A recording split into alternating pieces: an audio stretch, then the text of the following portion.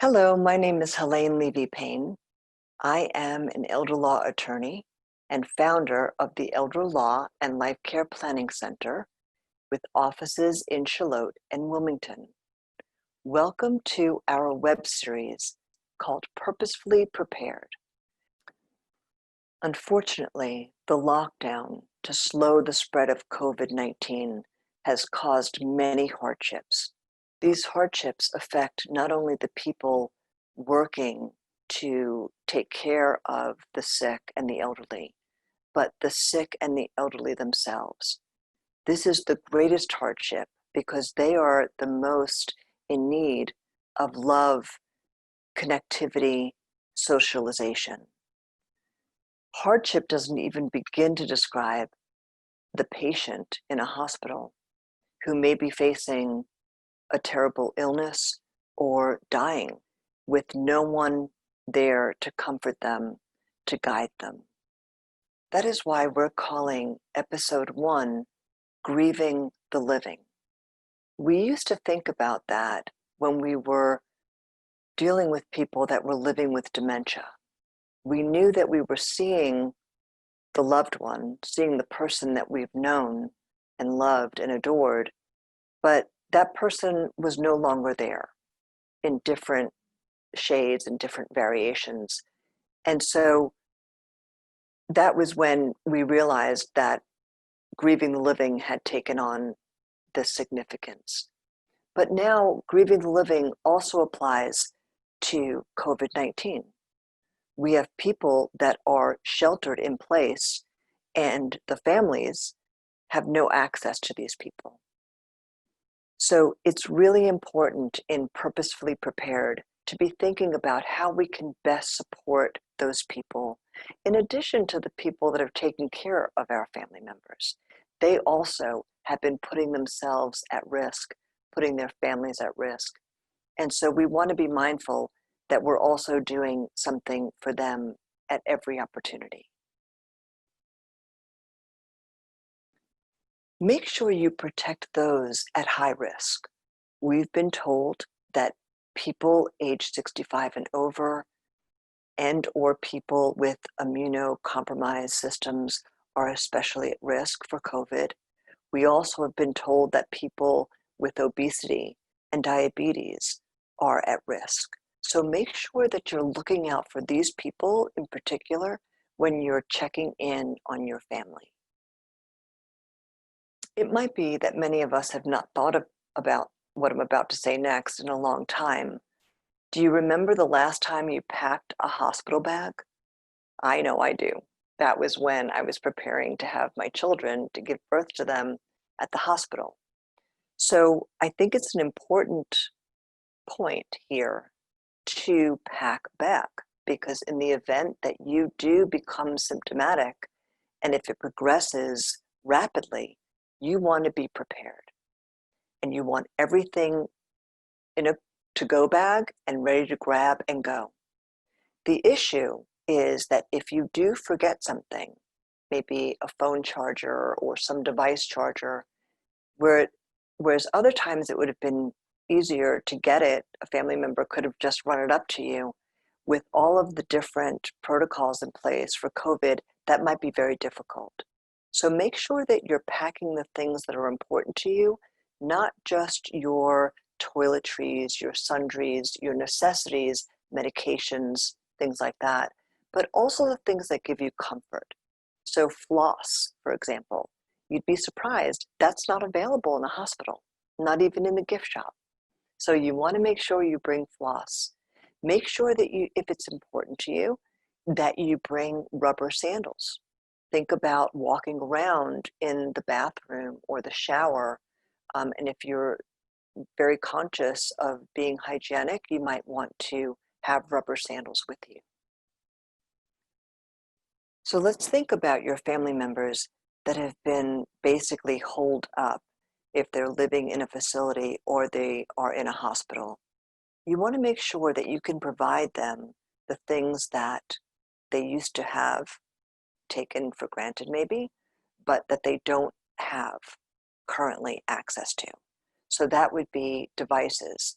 Now, some facilities are allowing residents and patients to use um, shared devices, and of course, they're following all of the compliance with disinfecting protocol. But if you can provide your own family member or loved one with their own device, that would be very helpful. And this way they can always stay connected and at any time and be able to reach family and just have that very critical, important social interaction. Think about what they may need.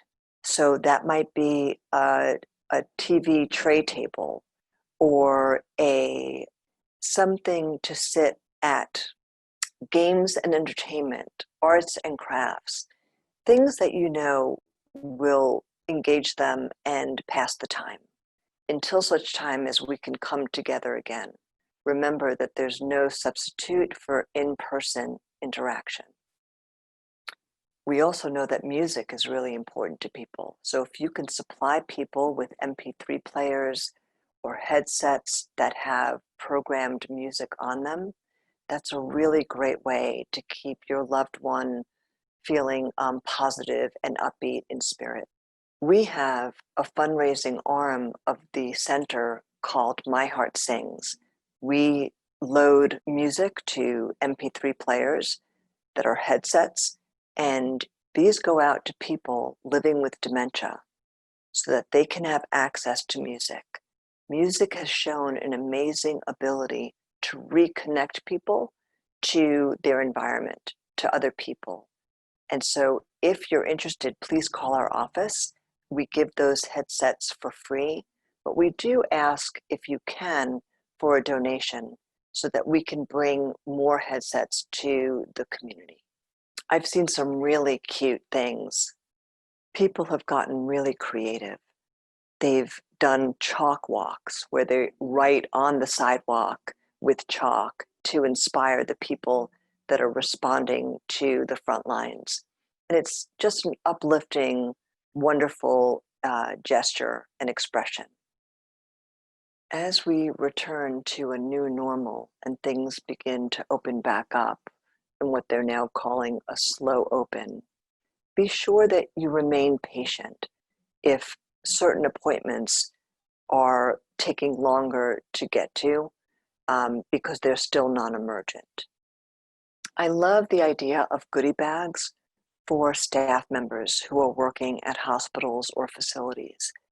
They enjoy a snack, something that can just give them joy and something that they can grab and go. Be sure, though, that you don't buy a whole cake, for example. That won't work because of compliance with disease protocols. So buy small packs, individually wrapped things, individually wrapped snacks, breakfast bars, chocolate if you have to, candy, for the people that are working on the front lines. That'll go a long way. Our web series entitled Purposefully Prepared is especially significant in light of COVID because we are all experiencing this new sense of normal that is going to take on different shades as we go. As an elder law attorney, I am always stressing to people the importance of being prepared. What are we if we're not prepared? I have found that there are two types of people. There's one set who panic in a crisis, and then there's another set of people who just jump right into action. I'm going to suggest that in both situations, neither is thinking at their clearest. And so the people that are prepared, when they jump into action, are going to fare better. When you are prepared in advance of a crisis, you are forward thinking and able to think and respond more calmly to what's happening.